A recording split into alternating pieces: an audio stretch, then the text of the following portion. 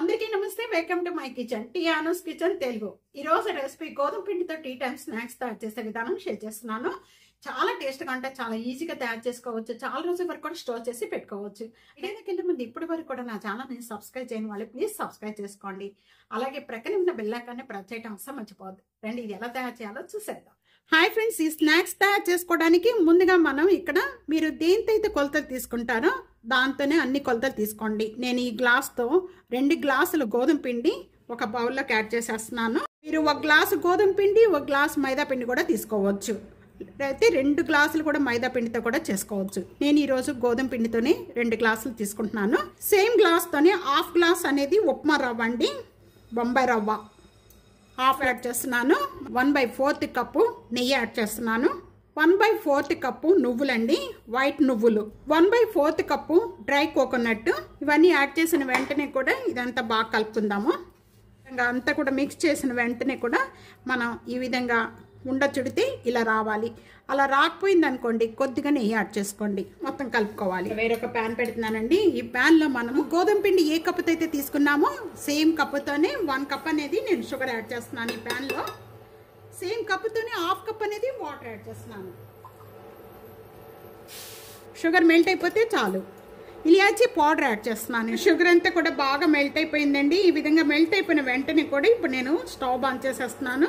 ఇప్పుడు ఈ sugar water అంతా కూడా మనం ఈ పిండిలో కలిపేసుకుందాము అండి. కొద్దిగా యాడ్ చేసేసుకొని మొత్తం మనం చపాతీ ఉండలాగా కలుపుకోవాలి.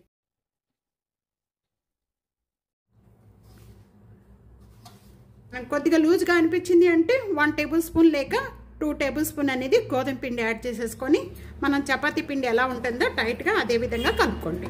ఈ విధంగా కలుపుకున్న పిండిని అంతా కూడా నేను 3 భాగాలుగా డివైడ్ చేస్తున్నానండి. ఒక్కొక్క వండను తీసుకొని ఈ విధంగా మీకు ఏ షేప్లో కావాలి అనుకుంటే ఆ షేప్లో తయారు చేసుకోవచ్చు. నేను ఒక ప్లేట్లో తీసుకున్నానండి. మొత్తం కూడా ఈ విధంగా చేసుకోవాలి.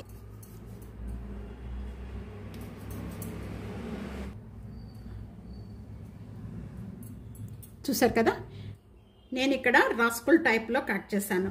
ఈ విధంగా అన్ని పీసెస్ కూడా ఇదే విధంగా కట్ చేసేసుకొని కట్ చేసిన వెంటనే కూడా ఇలా గుల్లగుల్లగా ఉంటే మనం కలిపిన పిండి అనేది చక్కగా కలుపుకున్నట్టు ఇలా వస్తాం వల్ల షేప్ అనేది. ఇవన్నీ కూడా ఈ విధంగా కట్ చేసుకున్న పీసెస్ అన్ని కూడా ఇప్పుడు మనం డీప్ ఫ్రైకి కావాల్సినంత ఆయిల్ తీసుకొని ఆయిల్లో ఫ్రై చేసేసుకుందాం. నార్మల్గా బాగా వేడి అవసరం లేదు. ఇలా హీట్ ఎక్కిన వెంటనే కూడా ఇప్పుడు మనం చేసిన స్నాక్స్ అన్ని కూడా 1 by 1 వేసేసుకుందాము. మీడియం ఫ్లేమ్లోనే పెట్టుకొని వేయించుకోవాలి. 2 వైపులా కూడా మంచి గోల్డెన్ కలర్ వచ్చేంత వరకు కూడా వేయించుకుందాం.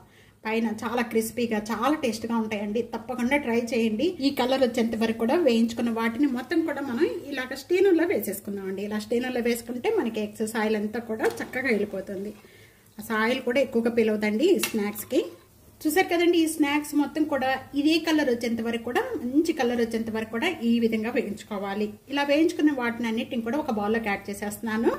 ఇవి మామూలుగా మీడియం ఫ్లేమ్లో పెట్టి మనం వేయించుకుంటే లోపల పైన అన్ని కూడా బాగా వేగుతాయి. కనుక మీరు హై ఫ్లేమ్లో పెట్టారంటే పైకి కలర్ చేంజ్ అవుతుంది, లోపల అనేది పచ్చిగా ఉంటాయి. ఇలా వేయించుకోవాలి. 2 ట్రిప్ కూడా సేమ్ ఇలాగే వేయించేసుకుందాం.